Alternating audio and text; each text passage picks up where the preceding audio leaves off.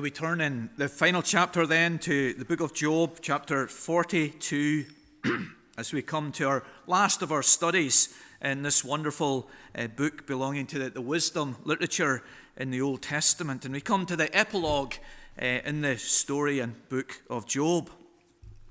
Now, an epilogue is a word meaning in addition, and it comes at the end of a book, and it's often a comment. Sometimes it's a summary, but on some occasions it has a twist, an added dimension to the book. This is particularly the case in short stories. I recommend Frederick Forsyth's book of short stories, wonderful, gripping stories which end with an incredible twist to the story. You thought you've worked out the thread of the story, you've imagined you've solved the puzzle of the story, and then at the end, light is brought to bear on the story which you could never have guessed or imagined. The epilogue is often more than a summary statement, often more than an addition at the end of a story. It often brings richness, understanding, and a new dimension to the whole story. And it's in that sense that the end of the book of Job is an epilogue with a new and added dimension to it. I don't know if homiletians consider the book of Job to be a sermon. It is well structured and filled with illustration, but whether it is classed as a sermon, but we are taught never to introduce any twist or new material into the conclusion of your sermon. But here we do have a twist. We do have an unforeseen ending to the book of Job. And it is glorious and filled with hope for us and tremendous comfort for every sufferer in this building this evening. We followed the linguistic outline of the book of Job in our sermons. We've begun, as we've indicated, with the prologue in chapters 1 and 2, recounting the historical details of Job, his success, and then the suffering that was brought upon him in the providence of God. We've looked very briefly, we dipped our toe into chapters 3 to 27, those 3 rounds of verbal sparring between Job and his 3 friends as they go back and forward over this main thesis that in this world it's the righteous who are blessed and the wicked who suffer. Job and his friends differ on that position. We thought then of the soliloquy of Job as he speaks about himself in those wonderful chapters 28 to 31 of his previous elevation, success, respect that he had within his community. And all of a sudden this was transformed into suffering, being despised, everything taken from him. And he searches for wisdom in that soliloquy, and he finds it in the fear of God. The monologue then that we thought of last Sabbath evening by Elihu, the younger man full of burning anger, and yet he speaks after the others have been silenced, and he sets out his position and understanding of Job's sufferings, and strikingly, no one replies to him. Probably because he was irrelevant in his reasoning and communication.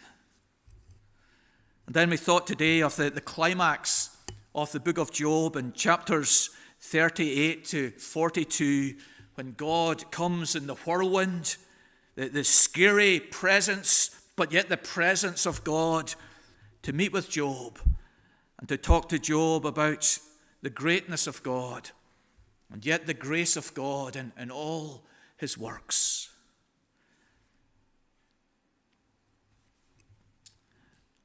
And numerous commentators are uncomfortable that the book of Job doesn't end there. They think that saying to any sufferer, the greatness of God means that there is a reason for our suffering, And the grace of God ensures that he'll be with us in our suffering is enough.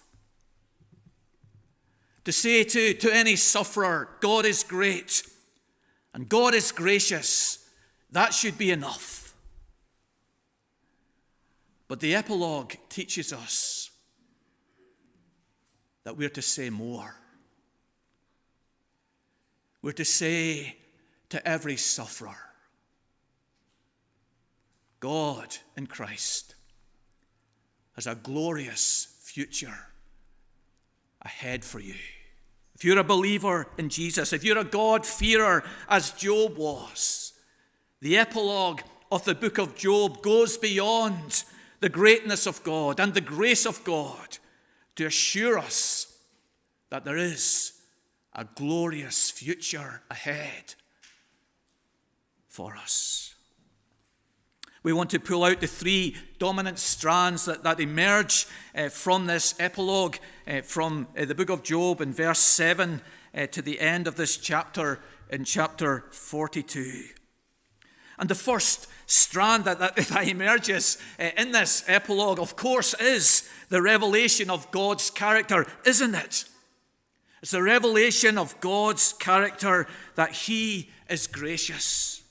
Here is God coming, and he blesses Job with double of what he had before. Verse number 10, the Lord gave Job twice as much as he had before.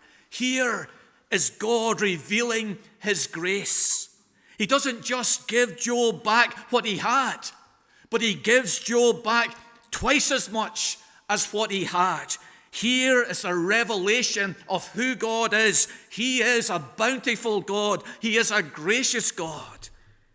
Job has depicted him as cruel, as narrow, making Job his target and firing his arrows of suffering at Job one after another, losing his business, losing his family, losing his health. What arrows they were from heaven, fired into the very heart and soul of Job, bringing him immense suffering. And he's spoken of God as against him, as cruel, as vindictive on his innocent servant.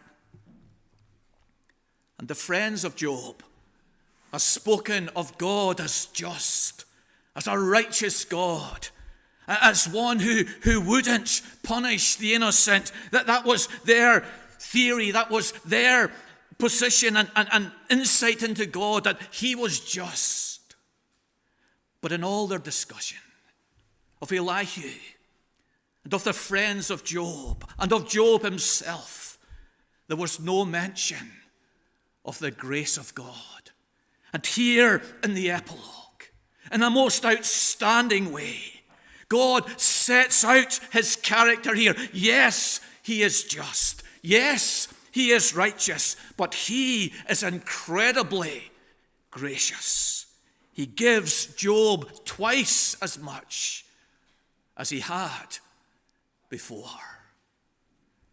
And every sufferer and every person and every believer is to lay hold on this revelation of God, that he is abundantly gracious. And commentators emphasize, and rightly so in this case, that Job's restoration is not merited. His restoration is not merited, but purely the result of the grace of God.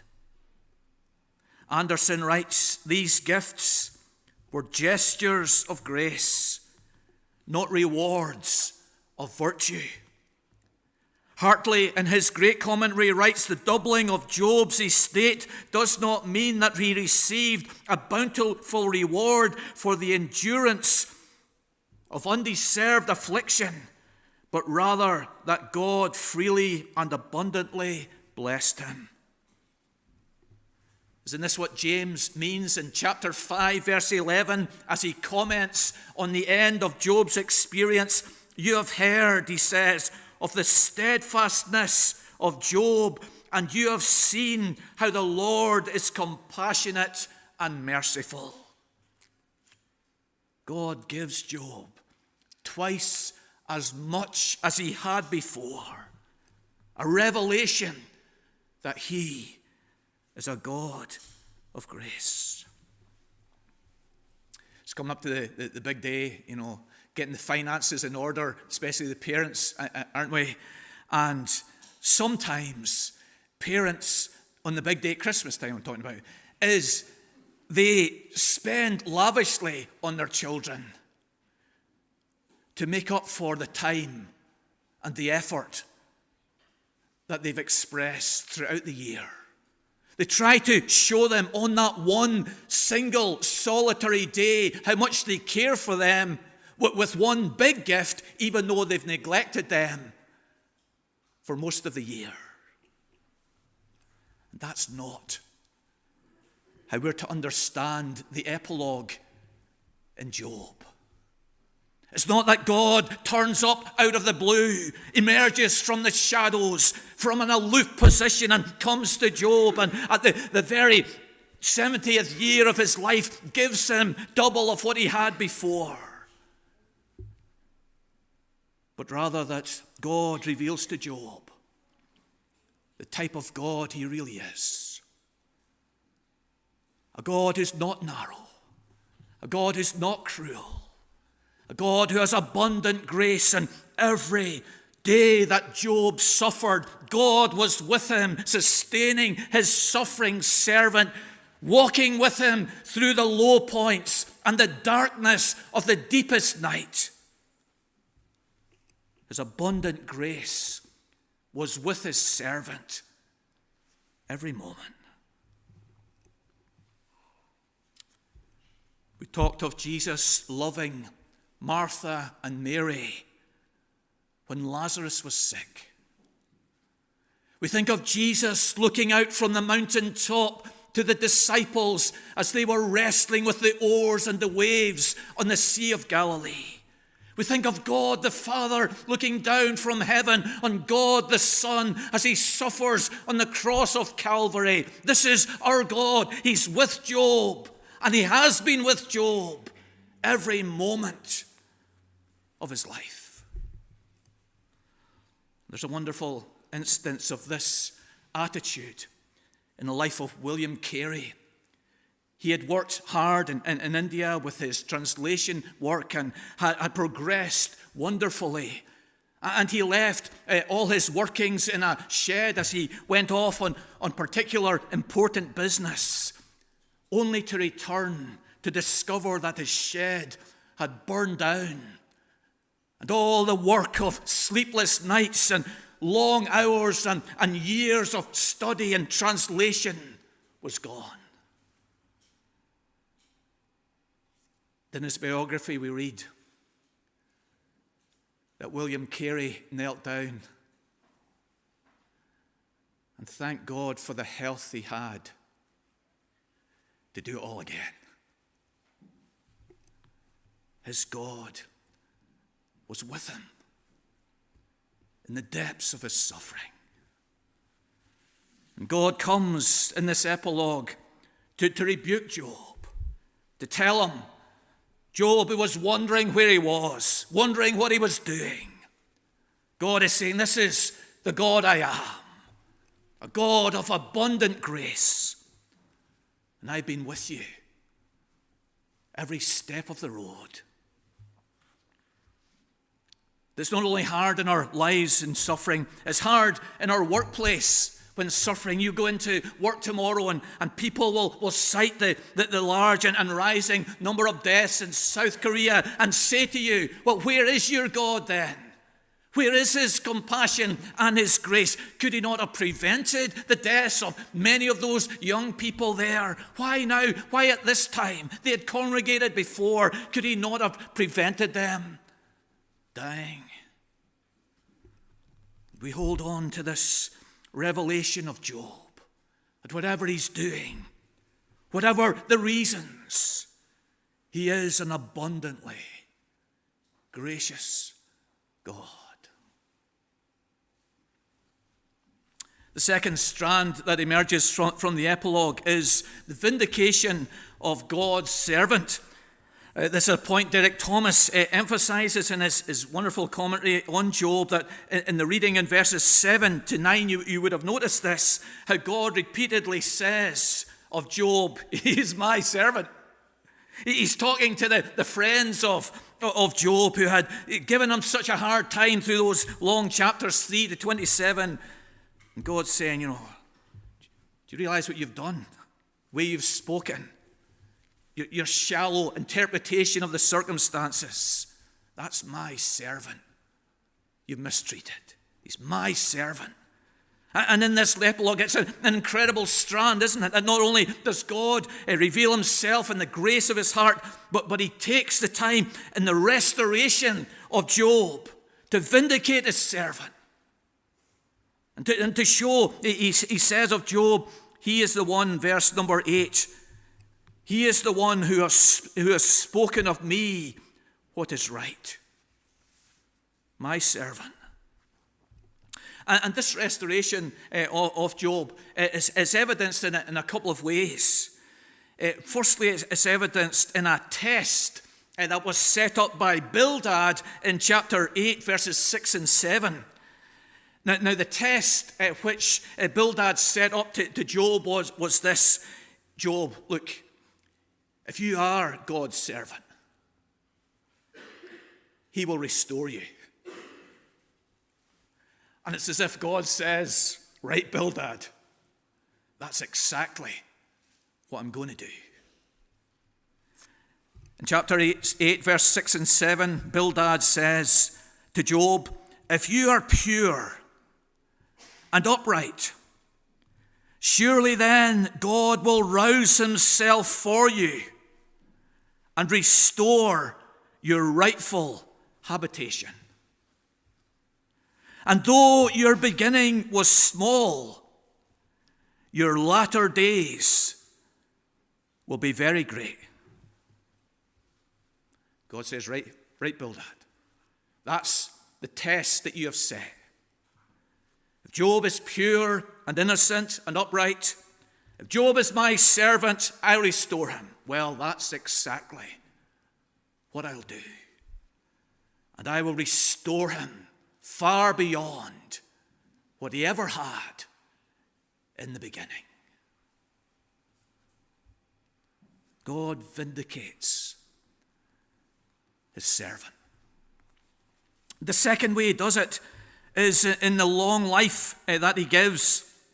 Long life in the Old Testament was a sign of God's blessing. And we read of Job in verse 16 that after this, Job lived 140 years. And commentators calculate that Job lived till he was 210. He gets double everything. So he was 70 when his suffering ended. And then double that was 140, giving him 210 years.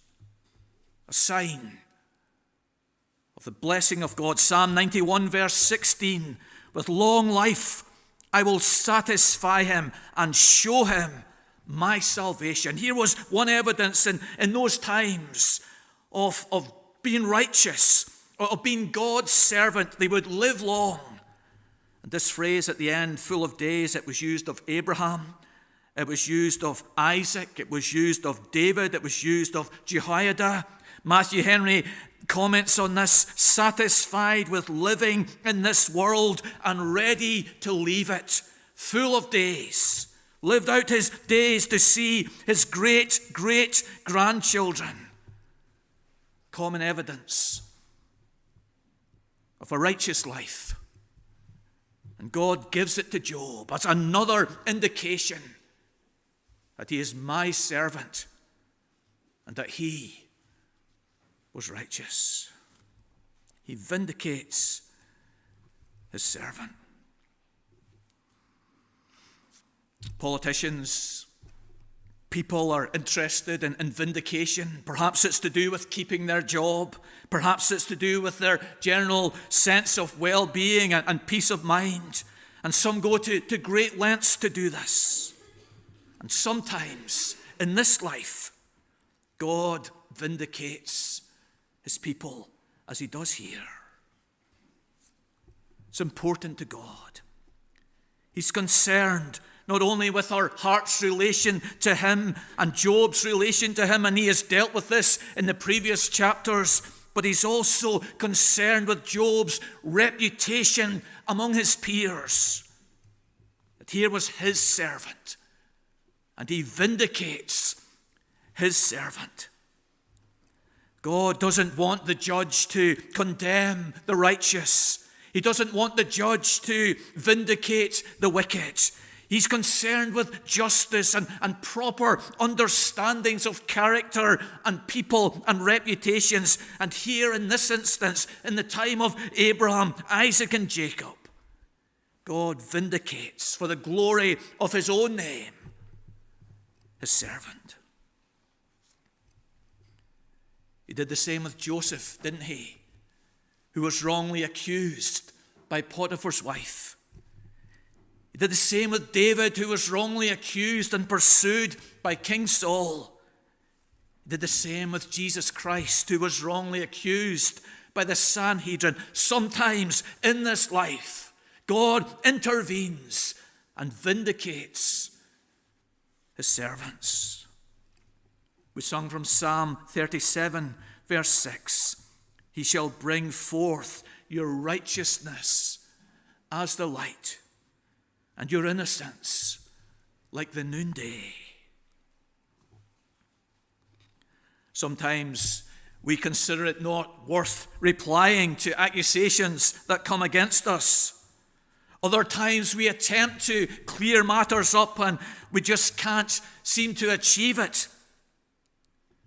But on some occasions, as Paul did, for the sake of the gospel in Acts 16, when the officials sent to Paul and Silas in prison and say, "Men, you're free to go," you and I would have run out the gates like a bullet. We would have been off to some other city to spread the gospel and meet with the the synagogue in another place. But Paul lingers in the prison and says, "No. You send the officials round with their keys and let them publicly open up these gates so that God's servants would be vindicated within the city." God reveals his character in this epilogue. He's abundantly gracious. And God vindicates his servant in this epilogue. And thirdly, in this epilogue, future glory is anticipated. It seems clear that we're to see Job's restoration as an image, as a picture of the future glorification of God's people. Suffering in our life will be followed by glory. Just as Enoch was taken into the presence of God, just as Isaac in Job's time was restored from that suffering which he was on the verge of experiencing into the arms of his loving Father, so Job here is restored as an indication, as a picture, as an example of the glorification that lies beyond the life that we live. Isn't this the argument of James as he reflects in chapter 5 on this passage, writing to believers in the first century who were suffering unjustly? "You have seen the end of the Lord," he says. "We count them blessed," he writes, "who endure." Job, he persevered through the suffering, through the opposition and misunderstanding of his friends. And he enters into this era of rest and blessing and prosperity. So James says, this is the pattern, this is the model. We will suffer for a time, and then we too will enter in to the rest and prosperity of the Lord. Matthew Henry writes, "The extraordinary prosperity which Job was crowned with after his afflictions was intended to be to us Christians a type and a figure of the glory and happiness of heaven. Henry emphasizes the twice in verse 10. And he goes on to speak about how much more wonderful heaven will be than anything of the great things of this earth. This, he says, will be more than double to all the delights and satisfactions we now enjoy. Anderson agrees with Matthew Henry, and he considers Job's restoration to be a kind of resurrection. He says, a resurrection in the flesh. He was effectively a goner. Now he's restored to great glory. And so all of God's people who die will rise again. This mortal will put on immortality. Michael Lewis, in his book, The Fifth Risk, writes about Donald Trump and his escapades, and one instance promoting his cronies to positions of great power. And he goes into great detail to analyze these promotions to positions of power and influence and wealth. But he doesn't answer the question, why? But the epilogue does here. Why is Job exalted? Why is he restored? Why is he given double of what he had before? Because it's teaching us that in the life of the Christian, glory awaits us after suffering. And we can say to the Christian sufferer, not only is God great, not only is he gracious now, but there's a future glory waiting for you beyond this life. But you're saying, wait a minute, just wait a minute. Look now at this verses that we have here. Verse number 13. Yes, I get number 12, and I looked at chapter 1 and 2. He had 7,000 sheep, and now he's 14,000. He had 3,000 camels in chapter 1 and 2. He's 6,000 now. He had 500 yoke of oxen, then he's 1,000 now. 500 female donkeys then, 1,000 now. But what about verse 13? He had also 7 sons and 3 daughters. That's not double, you say. He had 7 sons and 3 daughters in chapter 1. But here he's got 7 sons and 3 daughters now after his suffering. That's not double. Do you know what the answer is? It's a brilliant answer, isn't it?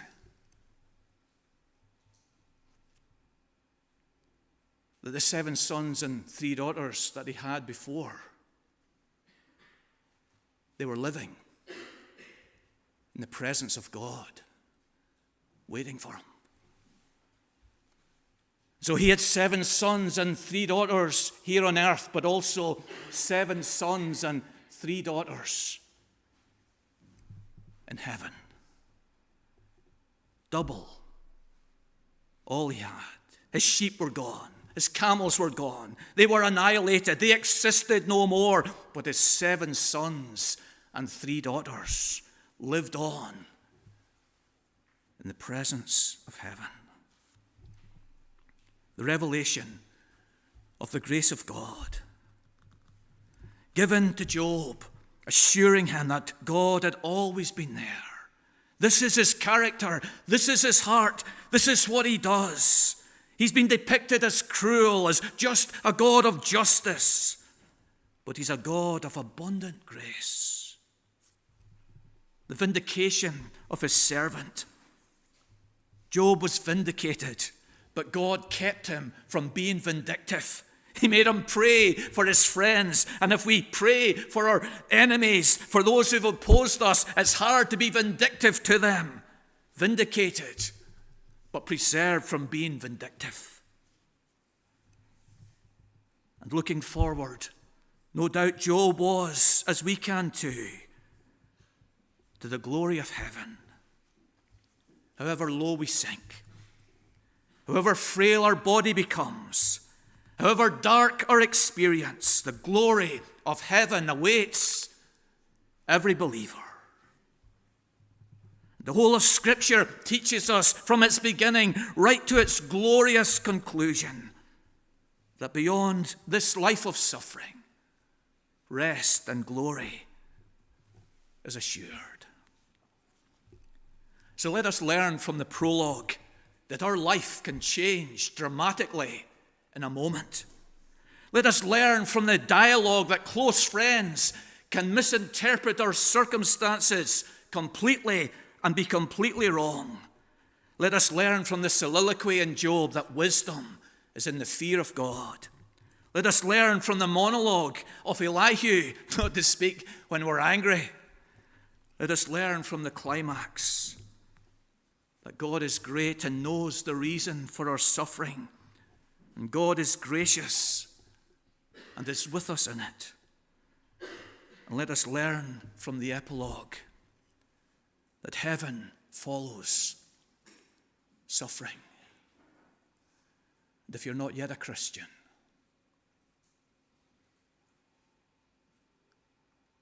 suffering will follow suffering.